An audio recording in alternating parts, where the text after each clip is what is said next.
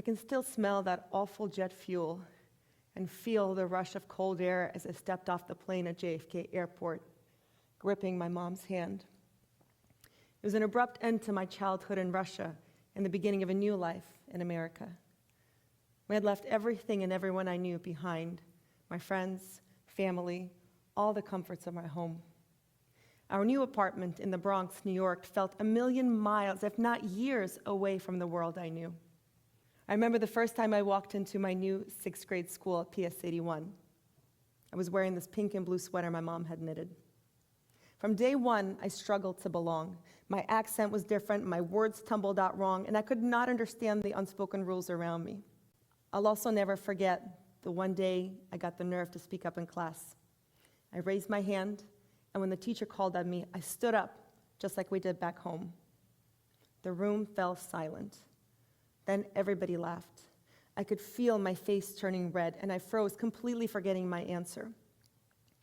It was at that moment I realized just how quickly my world would change.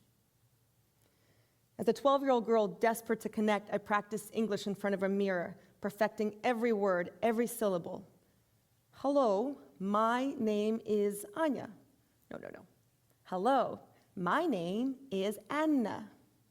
I looked to Kelly Kapowski from Saved by the Bell for clues on how to be an American teen and relied on my yellow Sony Walkman to decipher song lyrics, writing down one word each at a time, translating them, with music becoming my language teacher. Looking back, it was these experiences that shaped me, forging the mindset and the superpowers I carry today, like resilience, adaptability, resourcefulness. They helped me through school, my first corporate job in Manhattan, and in building a business recognized on Inc. magazine's list of fastest growing companies for 3 consecutive years.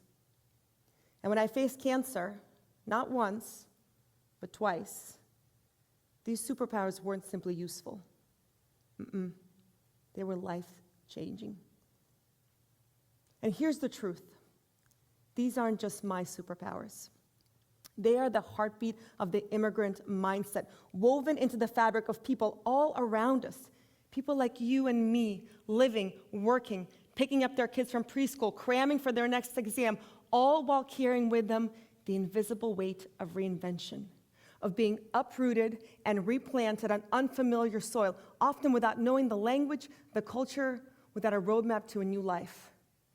And yet they press forward, turning uncertainty into opportunity, and challenges into strength.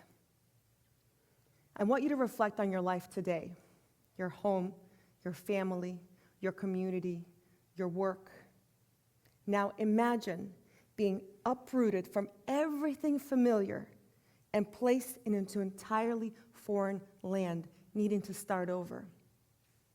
How would you feel? Immigration is a shared human experience. In the US, for example, immigrants make up roughly 14% of the population, according to a 2023 US Census Bureau report.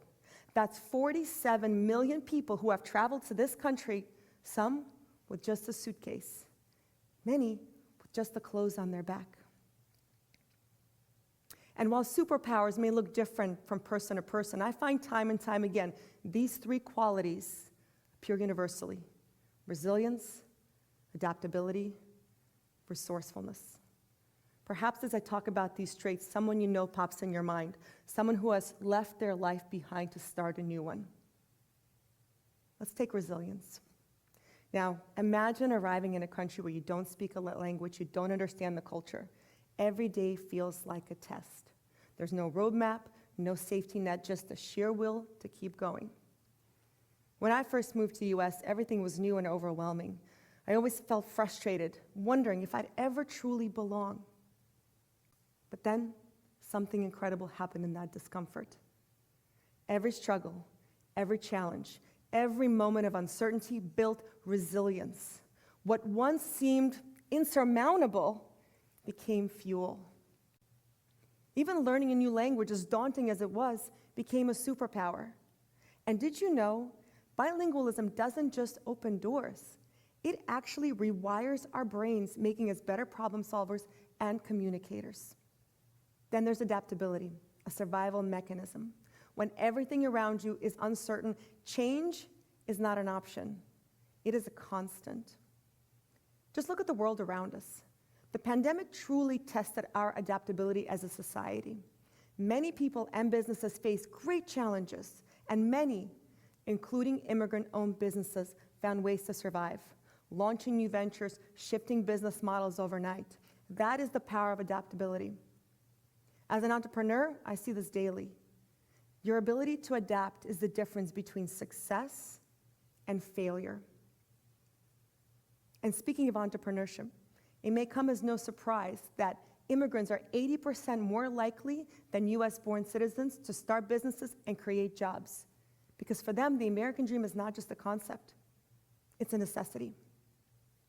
And finally, resourcefulness. Many people immigrate with not much more than determination.